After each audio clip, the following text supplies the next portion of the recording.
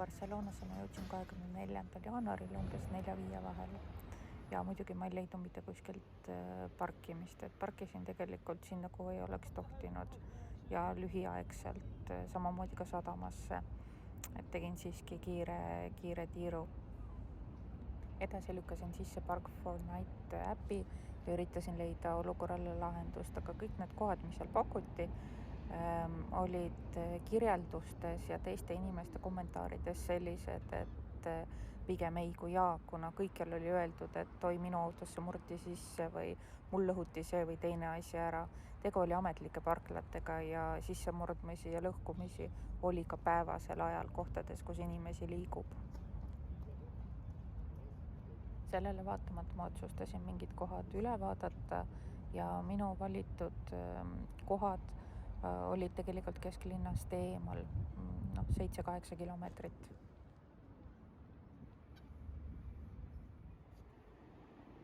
Ühte kohta sõites ma nägin ka tee peal 2 Vanlife'i vänni ja neil olid ratast ümber need kollased kobakad, et ju siis oli nagu, ma ei tea, trahv või kinni pandud või mida iganes, et pargivad vales kohas.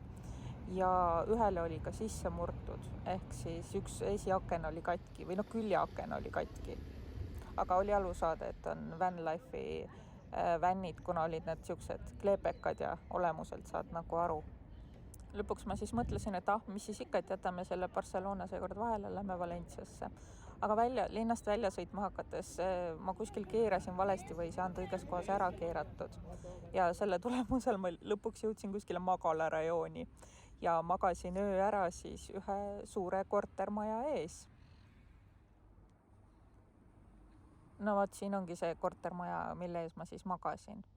Ja siin hakkab juba uues päev, 25. jaanuar. Ma tundsin ennast seal kortermaja ees magades väga turvaliselt. Esimest korda üle pika aja otsustasin parkimise eest maksta ja läksin kaubanduskeskuse alla parklasse hommiku juba 7 ajal. Olin seal ligemale 6 tundi, auto oli seal siis ligemale 6 tundi ja arve tuli ligemale 17 eurot hiljem. Parklas üritasin siis kohe leida vetsu, pääsesin ka sinna kaubanduskeskusesse, kus oli umbes mina ja üks koristaja ja WC oli loomulikult kinni. Peale seda võtsin koera ja läksime siis linna vastama, et tänavad olid veel hämarad, aga samas oli siuke õdus valgus ja tore oli vaadata neid kõiki inimesi, kes kuhugi kiirustasid, ma ei tea, tööle, kooli, kuhu iganes. Ma arvan, et linna enamus olulisi vanalinna maamärke arhitektuuri poolest sai nagu ära võetud, aga loomulikult kuskile sisse ma koeraga ei pääsenud. Koer oli tegelikult hästi tubli, et ta need ligemale 6 tundi kõndimist vastu pidas. Tuuker on 9-aastane ja tal on mõningased hädad, et ta näeb natuke kehvasti ja tal on tagajalad kanged. Et selle jalgade kanguse vastu siis ta saab toidulisandit, mis natukene seda värki leevendab. Aga täna ta oli tubli, et nuuskis ja lasi põitkortsu üle terve Barcelona, nii et vähe polnud. See hommikune linn oli hoopis teissugune, kõik need valgusemängud ja inimesed ja olemised, kui nüüd võrrelda sellega, kuidas ta oli päeval. Et mul on hea meel, et õnnestus ära näha juhuse tõttu kuidagi nagu need mõlemad olemised. Siia videosse ma olengi kokku pannud need klipid täpselt selles järjekorras, kuidas ma neid seal siis avastasin või mis järjekorras nad mulle nii-öelda ette jäid, et mingis mõttes saab siit ka aimu sellest trajektoorist, kus ma käisin. Praegu videot üle vaadates ja üle kullates meenus mulle, et üks asi jäi mainimata. Öeldakse, et Barcelonasse sisse sõites tuleb tasuda mingisugust tasu. Ja kui ma Waze'is panin Barcelona, siis ma mingit aadressi ei pannud, siis ta saadabki kohe nagu kuskile kesklinna. Ja siis seal oli ka nagu valik, et vali mingisugused tsoonid. Aga mina ei valinud mitte midagi, kuna ma ei teadnud, mida peab valima. Ja siis ma mõtlesin, et kui maksmiseks läheb, et küllap siis seal kuskil on keegi, kes tahab minu käest raha või kontrollib ja siis ta seletab mulle seda. Aga seda hetke ei tulnud, nii et ma nagu ei maksnudki mitte midagi, kuna ma ei saanud aru, kus, kellele, mida, kui palju, mille eest ma pean maksma. Et Barcelonasse sisse sõita, seal sõitmine selles mõttes läks ka nagu mingisuguse linna või tee või ma ei tea, mis maksuvabalt, kuigi seal oleks pidanud ka kuskil mingi maks olema või mingil teelõigul oleks pidanud midagi olema.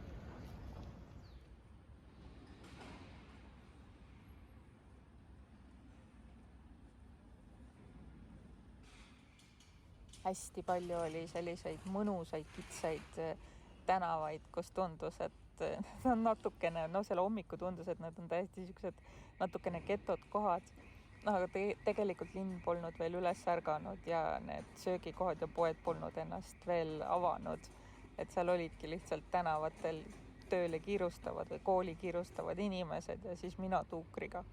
Vot selle vetsuga sai ka nalja, et ootame, keegi mees tegi seal hästi kaua häda ja siis minu selja taha tuli veel üks mees. Hästi vahva oli see, et siis kui mina läksin vetsu, siis see teine tegelane pakkus vabatahtlikult, et kuule, tahad, ma hoian su koera. Ja siis hoidiski nii kaua, kui ma oma asja asjatasin, et WC oli hästi puhas seest.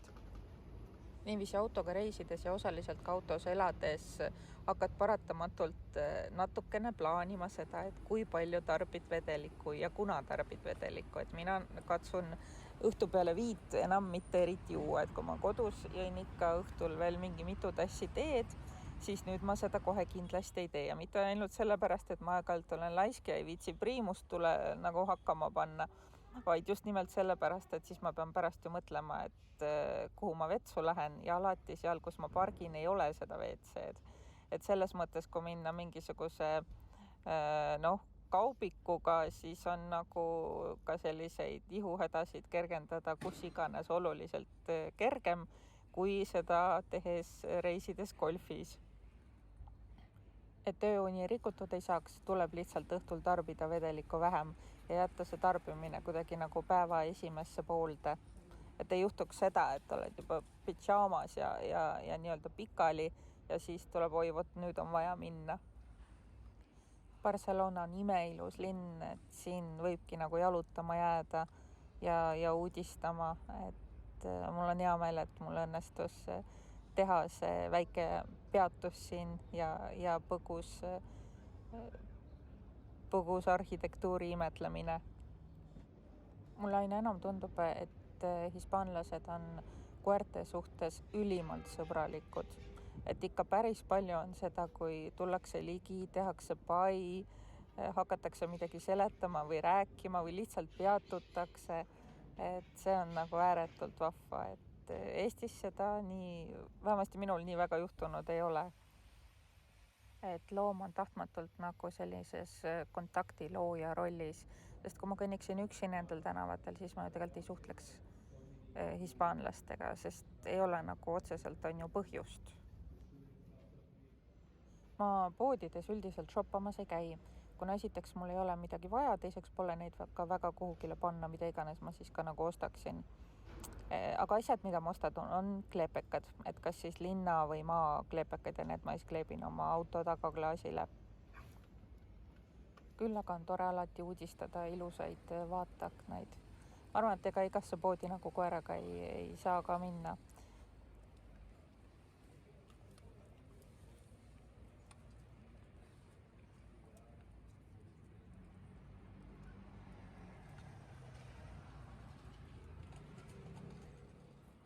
Siit tuli minu hommikune võiku ja kohvi. Kokku läks vist 3,60 või midagi sellist. Ja võikut ma jagasin siis tuukriga, sest me tulime sealt parkimismajast tulema, et ega ma ei hakanud seal priimusega kohvi tegema, kuigi see oleks päris huvitav olnud. Nii et ja siis ma kuidagi unustasin tuukrile ka süüa anda, nii et tema sai siis saia. Aga tuuker sai hiljem ka veel midagi. Siin trepil sai siis istutud ja söödud. Kõik on kuidagi vana ja kulunud, aga nii õdus ja hubane. Kohe läheks istuks ja oleks seal, on ju.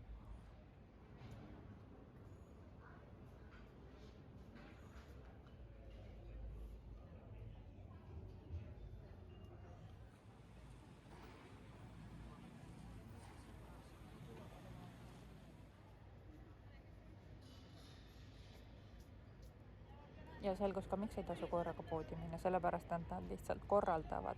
Läksin kesklinnas suvalisse toidupoodi, sest koeral oli süüa vaja. Ostsin talle siis konservi mingi 700 mis iganes grammi, aga tema poes juba suutis mingi saiakese kuskilt omale sebida või mingi kandiku saiakestega ümber ajada. Kuskil leti all oli kandik 5 saiakesega ja siis ta ajas need ümber, ja ma siis ostsin ühe sealt ära, kuna ta oli sinna juba hambad sisse löönud, et kus ma siis pääsesin. Natuke piinlik oli, aga inimesed naeratasid ja ma arvan, et need saiad olid maha kantud või midagi, kuna nad olid väga vales kohas.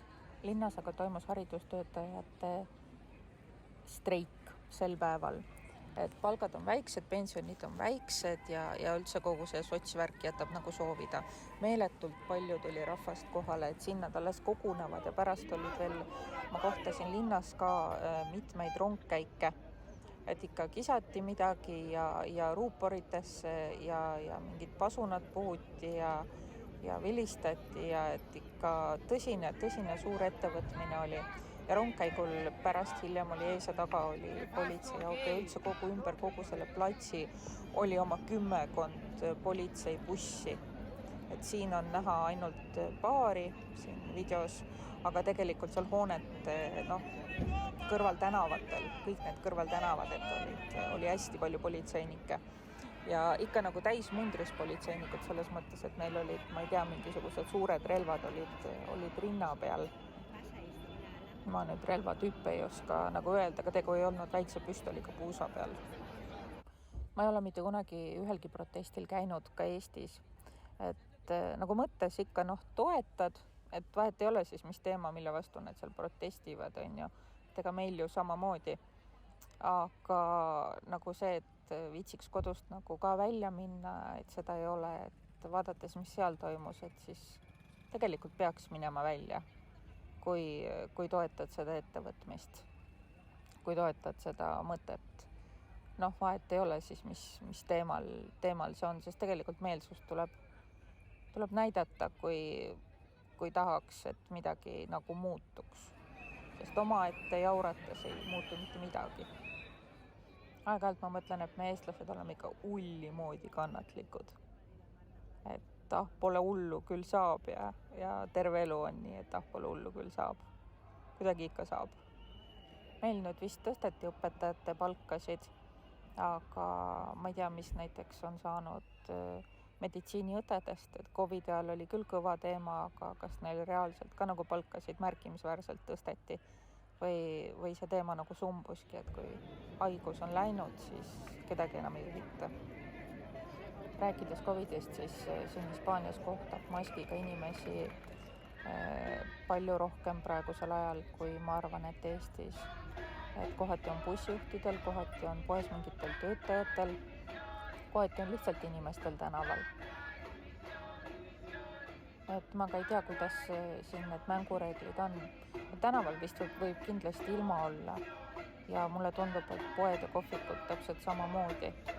Aga võib-olla siis osad inimesed lihtsalt igaks juhuks hoiavad ennast, sest kellel on nõrk immuunsus või siis kellel on selline töö, et kui ta selle positiivse sealt kuskilt välja tõmbab, siis on palju asju korraga tuksis. Vahet ei ole, kas ta ise siis nagu tunneb ennast haigena või ei tunne. Sinna marsivadki läbi linna ja pärast, kui ma olin juba linnast välja sõitmas, siis ka veel oli tee peal ümbersuunamisi tänu sellele, et protestijad liikusid kolonnis. Ilm oli mõnusalt soe, täna oli 14-15 kraadi sooja, päike paistis, väga kevadine. Et siin videolõigul kell on nüüd kuskil umbes, ma ei tea, hakkab 12 saama või midagi sellist.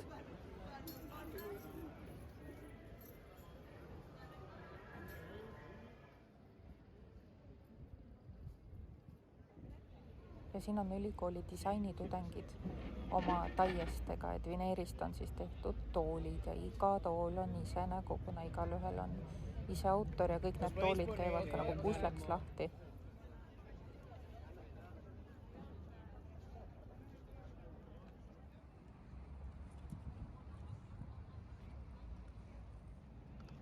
Siin seda silla osa vastavalt liigutatakse, kui on vaja, et purjekas saaks merele mindud. ja siin siis ongi just täpselt selline hetk, kusjuures kui nad läbi olid ära sõitnud, siis rahvas plaksutas, kes kai peal oli, see oli nii vahva.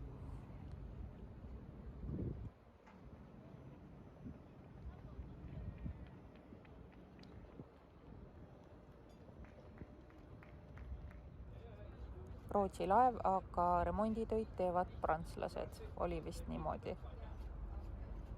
Et kohati oli seal kuulda prantsuse keelt.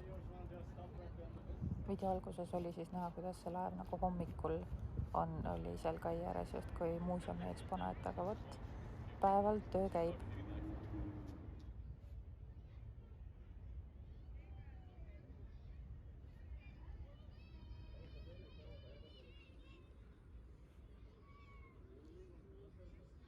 See tasuline parkla, siin ongi näha, et kuhu kanti ta umbes nagu jääb, et ta põhimõtteliselt on sadamas. Sel korral ma panin koera autosse, läksin ka vetsu otsima ja siis leidsin nii vahva vetsu, kus oli nagu see kraanikausi osa oli vaatega sadamale, et suur aken oli, väga-väga lahe oli. Ja ühtlasi siis nägin ka, et läbi keskuse sai nii-öelda mere poole välja kohvikutesse, kus oli ka päikse käes väga õdus istumine. Igatahes ma täiega soovitan minna jaanuaris Barcelonasse. Ostke piletid ja veetke seal üks vahva nädalavahetus, seal on täiega kevad või isegi ma ütleks, et nagu Eesti suvi. Aga jah, lõpetuseks seda, et Barcelonas elab 1,6 miljonit inimest. Pole ime ka, et siin parkimine selline peavalu on. Et kes tuleb autoga, siis olge selleks lihtsalt valmis või mõelge hoolega eelnevalt läbi, kuhu pargite ja kuna.